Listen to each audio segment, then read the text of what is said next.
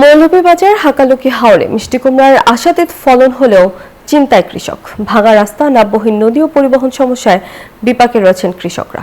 মৌলভীবাজার প্রতিনিধি শেখ সিরাজুল ইসলাম সিরাজের পাঠানো তথ্য, চিত্র টেক্সট রিপোর্ট। শীতে হাওর বাওর ও নদী শুকিয়ে চর জেগে ওঠে, বর্ষায় তলিয়ে যায়। প্রকৃতির এই রূপান্তরে বদলে যায় কৃষকের জীবিকা। আশাতীত ফলন হলেও ভাঙা রাস্তা, নদীর নাব্য সংকটে ফসলের বিপণন নিয়ে চিন্তায় কৃষক। মরার উপর খাড়ার ঘা হয়ে দেখা দিচ্ছে ঝড় ও শিলাবৃষ্টি।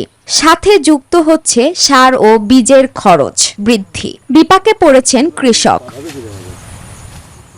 এবছর অনুকূল আবহাওয়ায় হাওরে মিষ্টি কুমড়ার ভালো ফলন হয়েছে। এক একটি কুমড়ার ওজন 2 থেকে 25 কেজি। তবে ন্যায্য মূল্য নিয়ে চিন্তিত কৃষক। এই সবজি চাষ থেকে কৃষক তার ন্যায্য পাওনা পাচ্ছে না। যাতায়াতের সুবিধা নেই, রাস্তাঘাট নেই।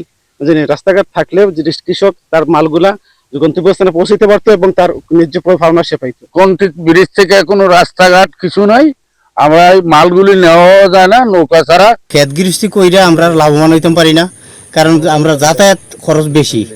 অল্প দামে কীটনাশক মুক্ত মিষ্টি কুমড়া কিনছে পাইকাররা। পরিবহন ব্যবস্থার উন্নয়ন হলে কৃষক আরো স্বাচ্ছন্দ্যে বাজারজাতকরণ করতে পারবে বলে মনে করছেন সংশ্লিষ্টরা। যেসব জায়গায় আমাদের মিষ্টি কুমড়ার উৎপাদন হাব যেখানে রয়ে গেছে, সেখানে পুরো এলাকা যদি আমরা রাস্তাঘাট নির্মাণ করে দিতে পারি, তাহলে হয়তো কৃষক আরো স্বচ্ছন্দে বাজারজাত করতে পারবে এবং তারা আরো বেশি মূল্য পাবে। চলতি বছর জেলায় 1205 হেক্টর জমিতে মিষ্টি কুমড়ার চাষ হয়েছে।